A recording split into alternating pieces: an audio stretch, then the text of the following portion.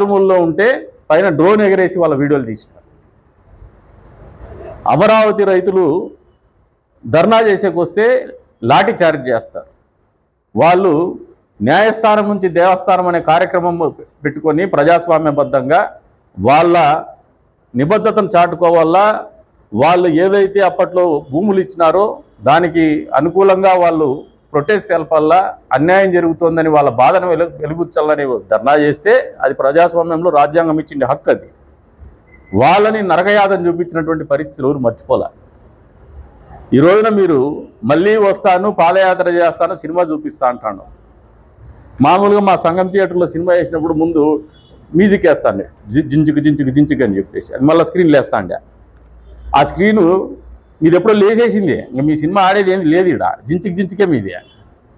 మీ cinema ఎప్పుడో చూసేసినారు, మలయాళం సినిమాని. ఎవరికి అర్థం కాని సినిమా ఇది, మెంటల్గా రాకిరాని. ఇంకా మీరు సినిమా చూపించేకేంది లేదు ఇక్కడ. మీ సినిమా చూసి భయపడేవాడు లేడు, ఇన్స్పైర్ అయ్యేవాడు లేడు, లేదు అబ్బా అనుకునేవాడు లేడు. అబ్బో అనుకుంటున్నారు నిన్ను దెబ్బకి. ఇంకా నిన్నేమన్నా భ్రమ పెట్టాలనుకుంటే నీది వెనకల అనుకోకుండా ఒక రోజులో ఉండే బ్యాచ్ ఏదన్నా ఉందేమో కానీ సభ్యత కలిగినటువంటి వ్యక్తులు ఎవరు కూడా, సంస్కారం కలిగినటువంటి వ్యక్తులు ఎవరు కూడా, సమాజం పట్ల గౌరవం ఉన్నటువంటి వ్యక్తులు ఎవరు కూడా నీ వెనక ఉండరు అనేది వాస్తవం మావిగన్ గారు అని చెప్పేసి ఈ సందర్భంగా తెలియజేస్తాను. రాధాకృష్ణ గారిని ఆయన సైకిల్ మీద కూర్చొని కష్టపడి పైకి వచ్చినటువంటి వ్యక్తి, తండ్రిని అధికారం అడ్డం పెట్టుకొని ఏమైనా డబ్బులు కొట్టేసి ముఖ్యమంత్రి అయినోడా? నువ్వు కష్టపడి వచ్చింటే నీకు ఆ ముఖ్యమంత్రి స్థానం విలువ తెలిసేది, ప్రజల మీద గౌరవం ఉండేది. రాష్ట్రం అంటే ప్రజలుగా ప్రాంతం కాదు, ప్రజలనే గౌరవం ఉండేది. వాళ్ళ జీవితంలో ఏదన్నా మన తరపున మన పరిపాలనలో తప్పు జరుగుతుంది లేదా వాళ్ళకి ఇబ్బంది జరుగుతుందంటే భయపడేవాడివి. నువ్వు బరి తెగించినావు, పత్రికల మీదకి పోతావు, కోర్టులు మేనేజ్ చేసుకొని వ్యవస్థలు మేనేజ్ చేసుకునే పరిస్థితులే పోతున్నారు. కోర్టులకి డుంకా కొడతావు. మళ్ళీ మీ మావిగాని పార్టీ సభ్యులేమో వేరే వాళ్ళ కోర్టుల కేసుల గురించి చెప్తారు. మళ్ళీ చెప్తున్నా, మీకు ఏదైనా దమ్ముధైర్యం ఉంటే గతంలో కూడా పోయినారు, మీకు అడ్డం ఏం లేదు. దానికి మీరు ఏమైనా చేసుకోవచ్చు. Once we're on the war, we're on the war. యుద్ధంలో ఉన్న యుద్ధమే అది, ఇది ప్రజాస్వామ్య యుద్ధం. అడుగుతారు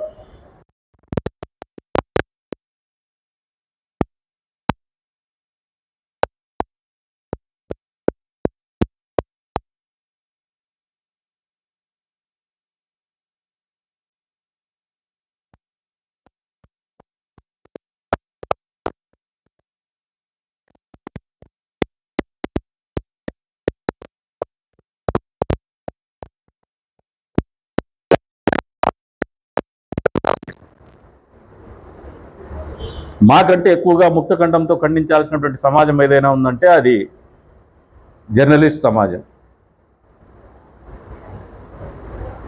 మీరు నినదించాల్సినటువంటి సమయం ఇది. ఈ రకంగా పోతే ఈ వ్యవస్థలో ఏవి నడవవు. కానీ ఎవరు తాటాకు చెప్పులకు భయపడేవాడు ఎవరు లేడు ఇక్కడ. ఆయన చెప్తూనే ఏదో జరిగిపోతుంది అనుకోవడానికి ఎవరు లేరు. యావత్ సమాజం కూడా, సభ్య సమాజం కూడా ఏబిఎన్ రాధాకృష్ణ గారికి కావచ్చు, ఏబిఎన్ ఛానల్కి కావచ్చు, ఏబిఎన్ పత్రిక కావచ్చు, మనస్ఫూర్తిగా అండగా నిలవాల్సినటువంటి సమయం ఇది. మీ గురించి మాట్లాడితేనేమో ఈ రంగా మాట్లాడతారు. ఇక్కడే ఒక ఆయన యా ఊరో తెలుదులే, నా పేరు తెలుదు, మీరే ఊహించుకొని రాసుకోండి. ఆడ పోయిండే అమరావతి రాజధానిలో ఉండే ఆడవాళ్లకు పట్టుచీరలు కట్టుకుంటారని మాట్లాడిన వాళ్ళు మళ్ళీ మెట్టి దెబ్బలు తిన్నారు.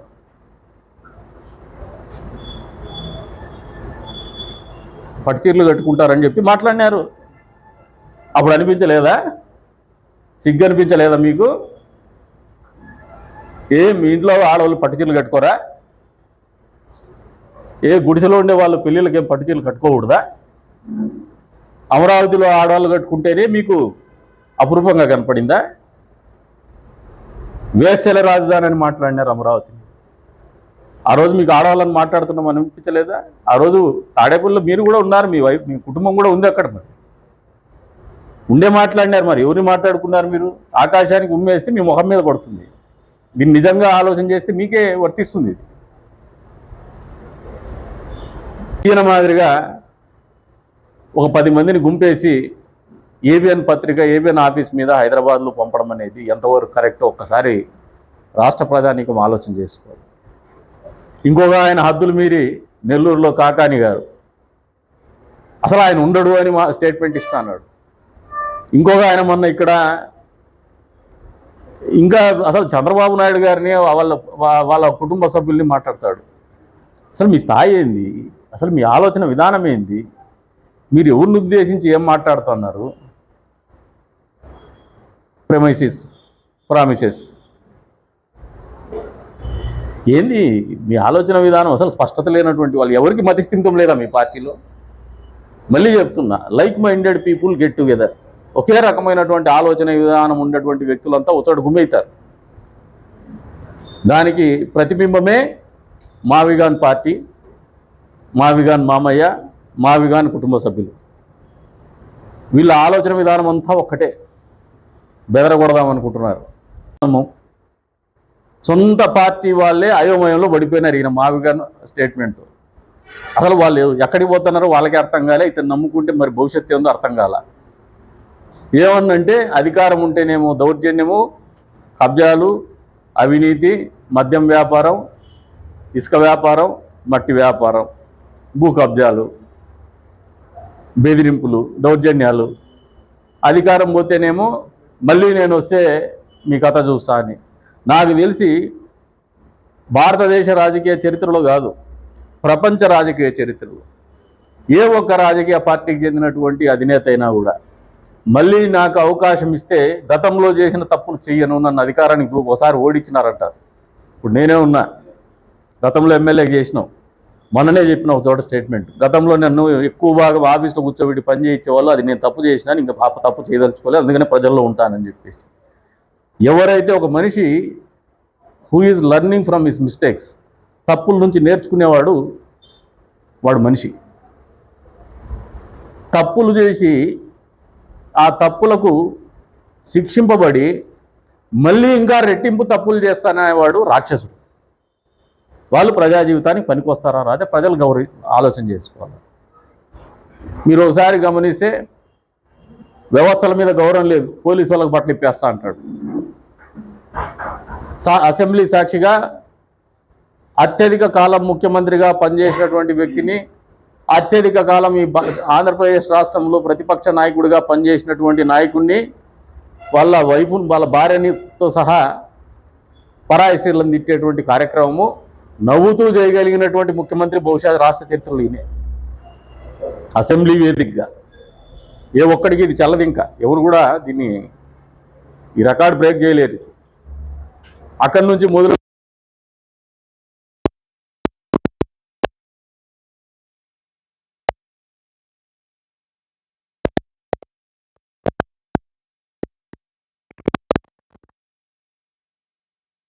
ఈ నియోజకవర్గాన్ని పోలిస్తే గడిచిన సాక్షి పేపర్ పెట్టిన రోజు నుంచి ఈ రోజు వరకు నా మీద ప్రచురితం చేసినటువంటి అవాస్తవాలు కానీ, అన్యాయమైనటువంటి మాటలు కానీ, నా మీద విషం చిందించినటువంటి పరిస్థితులు కానీ మీకు అందరికీ విదితమే. ఈ ఊర్లో ఉన్నటువంటి ప్రతి ఓటర్కి, ప్రతి మనిషికి విదితమే. అయినప్పటికీ ఎప్పుడు మేము దౌర్జన్యంగా పోలా, వాళ్ళ ఇళ్ళ మీదకి పోలా. నిజంగా పోవాలంటే అది పెద్ద సమస్య కాదు, ఓర్చుకుంటూనే వస్తున్నాం.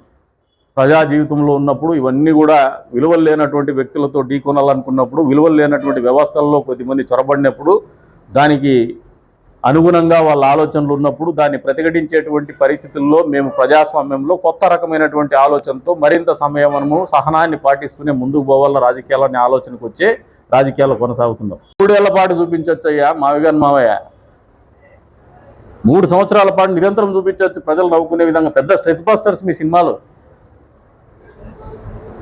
అసలు ఓట్లు వేసే వాళ్ళు ఆలోచన చేసుకోవాల్సినటువంటి పరిస్థితులు ఉన్నాయి. అసలు దీని మీద గతంలో కూడా చెప్పిన,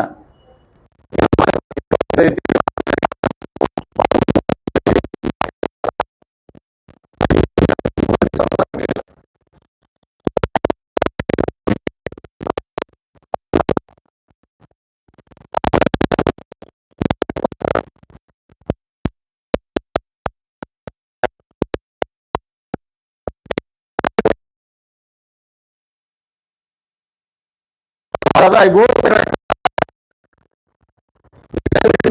ఆయన ఎందుకంటే ఆయన ఓటుకు అర్హుడు కాదు ఆయన.